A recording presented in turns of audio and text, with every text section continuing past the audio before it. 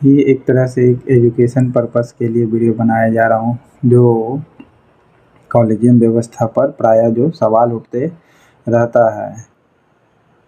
और जहाँ तक मैं चाह रहा हूँ कि कॉलेजियम पर जो सवाल उठते रहता है उसको कैसे कम किया जाए, वो मेरा इंडिविजुअल विचार है।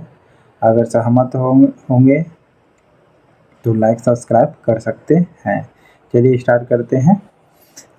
कि वर्तमान में आपको पता है कि कॉलेजियम प्रणाली भाई भतीजावाद या जिसे कहते हैं नेपोटिज्म को बढ़ावा देता है या दिखता हुआ प्रतीत होता है। आप साफ साफ देख सकते हैं, जैसा पॉलिटिक्स में यूज हो रहा है उसी प्रकार अब जुडिशरी में भी यूज हो रहा है। ओके, यानी लेजिस्लेशन के साथ एग्जीक्यूटिव के साथ साथ अब जुडिशरी भी नहीं बच पाया है भाई भतीजावाद वाले सिस्टम को या संबंध वाले सिस्टम को या सिफारिश वाले सिस्टम को। यानी ये सब जो सिस्टम है ये सब जुडिशरी में भी अब आ गया है, जबकि जुडिशरी ही एक ऐसी व्यवस्था है जो व्यक्ति की लास्ट उम्मीद होती है कि सब जगह वो व्यक्ति हार जाता है तो ये उम्मीद लेके आता है कि न्यायालय है जो न्याय करेगा करेगा हम लोग के साथ। ओके, तो मेरा मानना है कि जुडिशरी को एटलीस्ट जुडिशरी को नेपोटिज्म हो या किसी भी सवालिया जो लहजे जुडिशरी पर प्रायः जो उठते रहते हैं उसे कम करना चाहिए या कम करने की कोशिश करनी चाहिए। ओके, तो पहला सवालिया लहजा है जो सवाल उठते रहता है तो कॉलेजियम प्रणाली को लेकर के उठता है। उसमें ये बताया गया है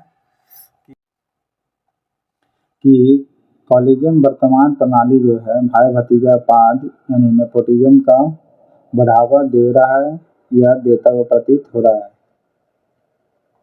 और अगर इसको सुधारा नहीं गया तो नेपोटिज्म बढ़ता ही जाएगा, जिससे पावर ऑफ कंसंट्रेशन जो है इसको बढ़ावा मिलेगा। अर्थात कुछ व्यक्तियों के हाथ में ही पावर सीमित हो जाएगी, जबकि कॉन्स्टिट्यूशन में पावर ऑफ डिस्ट्रीब्यूशन आर्टिकल 50 में यानी सेपरेशन ऑफ पावर के बारे में साफ वर्णन करता है।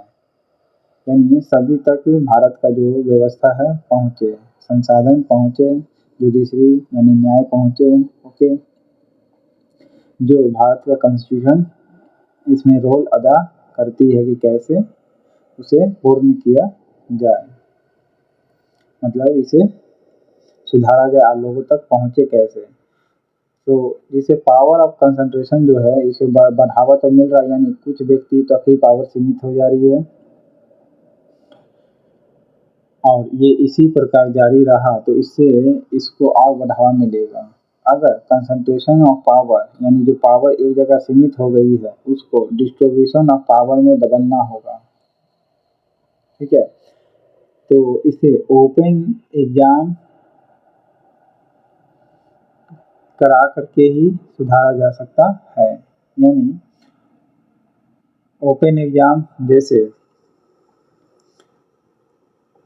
एनजेएसी भी गठित किया गया था उस प्रकार भी गठित हो सकता है, या आई जैसे ऑल इंडिया जुडिशरी एग्जामिनेशन कर सकते हैं। ठीक है, जो ओपन एग्जाम ले सकती है, जिससे भारत के लोग यानी भारत की जो जनता है उसको एहसास हो कि हाँ उसका अपना देश है जो नाम का नहीं बल्कि काम का भी है। जैसे भारत के संसाधन को भारत के तमाम लोगों में बटे, उसका उपभोग हो, भारत की जनता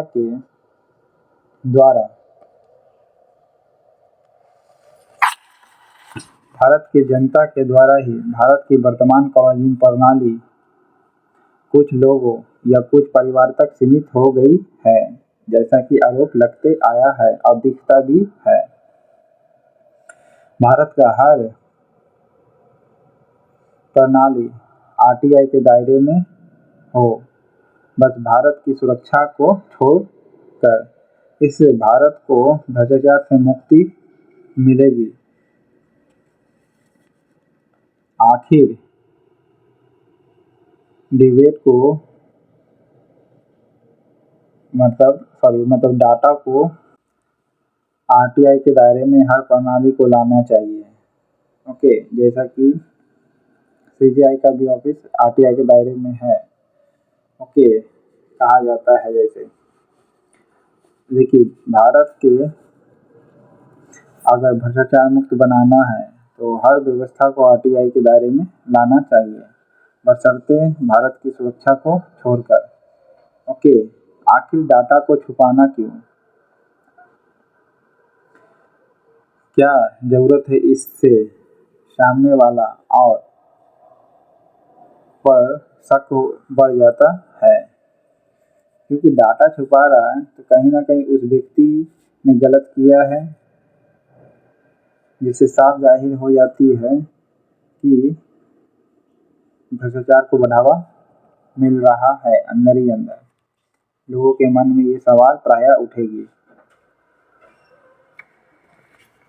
जो है आरटीआई के दायरे में है, लेकिन फिर भी पूरी तरीके से न्यायालय नहीं है। जो बहुत सारे फैक्टर हम लोग को पता चलता नहीं है, अर्थात आरटीआई के अगर पूरी न्यायालय व्यवस्था में लाया जाए तो जो डाटा छुपाई जाती है या छुप जाती है या नहीं पता चलता है, वो पता चलेगी। ये भी सवाल उठते रहा है जुडिशरी पर। बहुत सारे एनजीओ के आकलन आते हैं, वह बोलते हैं हाई कोर्ट सुप्रीम कोर्ट के यानी लगभग 52% जज आपस में रिश्तेदार हैं। जैसे HR खन्ना से राजीव खन्ना, CB चंद्रचूड़ से DY चंद्रचूड़। तो ऐसे ही परंपरा बहुत चलती है। इसको डायरेक्ट रोकना होगा, रिश्तेदारी वाला प्रोसेस को। कैलाश नाथ काटजू तो मार्कंडे काटजू, मतलब यह एक प्रोसेस कह सकते हैं राजतंत्रात्मक व्यवस्था से लगभग मिलती जुलती हुई प्रतीत होती है। हाँ, भले ही उसमें कंडीशन जोड़ दे रहा है कि एक्सपीरियंस व्यक्ति होना चाहिए, वरिष्ठतम जैसे चीज़ भी देखा जाता है। ओके, और बहुत सा फैक्टर है, बस इसमें एक फैक्टर नहीं है, ओपन एग्जाम प्रणाली, जो भारत के तमाम लोगों को आने का मौका दे सकता है। अगर ओपन एग्ज़ाम हो, एक किसान का बेटा, एक मजदूर का बेटा, एक पेंटर का बेटा भी चाहे तो जो जज बन सकता है। उसको कोई ज़रूरत नहीं है रिश्तेदार हो चाहे ना हो, वो अपने मेरिट के आधार पर एग्ज़ाम पास करके क्वालिफाई करके वह जज बन सकता है। लेकिन रिश्तेदारी वाला प्रोसेस से बहुत कम चांसेस है कि वह व्यक्ति पहला जनरेशन वाला जज बन पाए, क्योंकि पहला जनरेशन वाला तो ऑटोमेटिक है कि रिश्तेदार नहीं होंगे। बस एक प्रोसेस ला दिया गया है कि 10 साल का एक्सपीरियंस, जो कहने का ज़्यादातर अभी तक दिखते आया है। लेकिन जितने भी जज की नियुक्ति हुई है, देखेंगे प्रायः वो किसी न किसी रिश्तेदार से, पॉलिटिकल बैकग्राउंड से या जुडिशरी बैकग्राउंड से रहे हैं। ओके, तो आर्टिकल 50 का यहाँ सेपरेशन ऑफ पावर का जो दिया हुआ है व्यवस्था, वो होना ही चाहिए। ठीक है, सेपरेशन ऑफ पावर, जिसे हम डिस्ट्रीब्यूशन ऑफ पावर भी कह सकते हैं। कॉलेजियम संविधान में वर्णित नहीं है, आपको भी पता है, जिसे स्वीकार करना कठिन है। ये भी सवाल है। कॉलेजियम किसी भी ना तो कॉन्स्टिट्यूशन में वर्णन है और ना ही एक एक्ट के जरिए या न्याय या लॉ के जरिए, ये एक इंटरप्रिटेशन के जरिए आया है। ओके, समय समय पर केस वगैरह आती गई है जिसमें सुधारवादी कदम उठाया गया है। एस पी गुप्ता केस भी हुआ है, 1 बेंच 2 बेंच 3 बेंच, फिर नारायण जी के समय में भी आया है। ओके, इस प्रकार का केस जो इंटरप्रिटेशन के जरिए आते गया है। ओके, अमेरिका सहित विश्व के अधिकांश जो देश है उसमें नियुक्ति की शक्ति एक प्रशासनिक शक्ति है जो मानी जाती है, जो कार्यपालिका यानी एग्जीक्यूटिव में निहित होता है। ओके, हालांकि भारत का भी जो जज है, जज की नियुक्ति है वो प्रेसिडेंट ही करता है, लेकिन ये अब के समय प्रेजेंट में ये कहने का हो गया, मात्र कहने का, लेकिन प्रेसिडेंट नहीं कॉलेजियम ही कर रही है। चाहे डायरेक्ट कहिए या इनडायरेक्टली कहिए। डायरेक्ट और इनडायरेक्टली कहने का मतलब क्या कि जज की नियुक्ति नाम पर सिफारिश करेगी, ठीक है, और वो प्रेसिडेंट को भेजा जाएगा। अगर प्रेसिडेंट चाहे तो या कॉलेजियम चाहे तो उस नाम पर विचार पुनः कर सकते हैं या प्रेसिडेंट को भेजा जाएगा, तो प्रेसिडेंट भी उस नाम को पुनः अगर कॉलेजियम को भेज देती है और कॉलेजियम अगर वो नाम को पुनः मंजूरी दे देता कि जो नाम हम भेजे वो सही है, तो प्रेसिडेंट को मानना पड़ेगा। यानी ओवरऑल कहा जाए तो यहाँ प्रेसिडेंट नहीं कॉलेजियम ही नियुक्त कर रही है, जो यहाँ साफ साफ कॉन्स्टिट्यूशन का वॉल्यूशन दिख रहा है। ओके, अब सवाल है कि इसे कम कैसे किया जाए। नेपोटिज्म जो है एक प्रकार का भ्रष्टाचार ही है जो भारत की जनता से किया जा रहा है। भारत की जो मासूम जनता है उससे की जा रही है नेपोटिज्म, जो एक जुडिशरी में भी आने लगी है। ओके,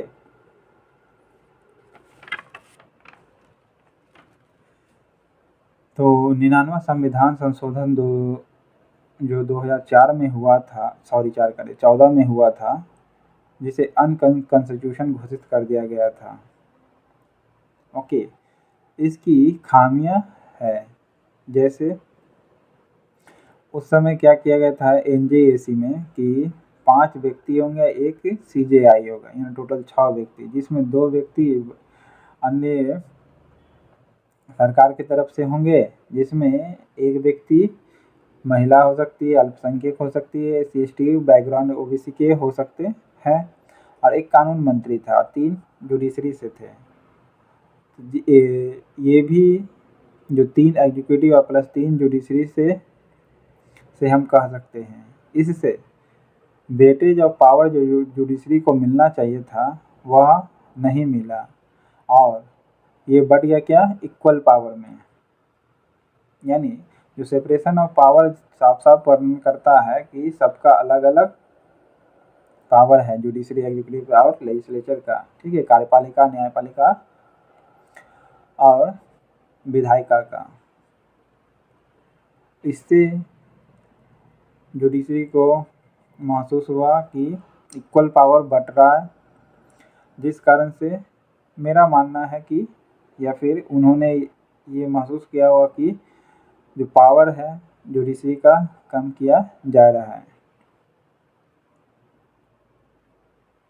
यानी आर्टिकल 50 जो है जुडिशरी ने अपने में हस्तक्षेप महसूस करता हुआ प्रतीत किया है, जिस कारण से एनजेएसी को अनकॉन्स्टिट्यूशन करार दिया होगा। ओके, सो एनजेएसी कहीं ना कहीं weightage of power of judiciary को कम कर रही थी।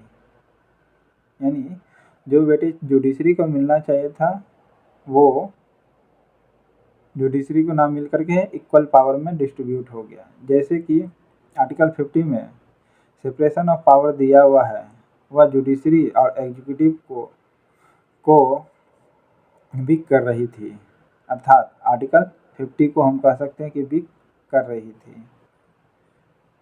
यहाँ ध्यान देने वाली बात है कि उपचार इसका आखिर कैसे कर सकते थे एनजेएसी को।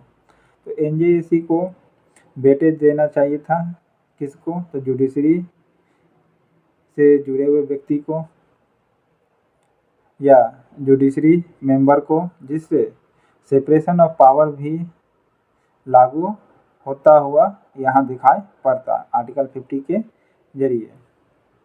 जुडिशरी को ऑटोनोमस भी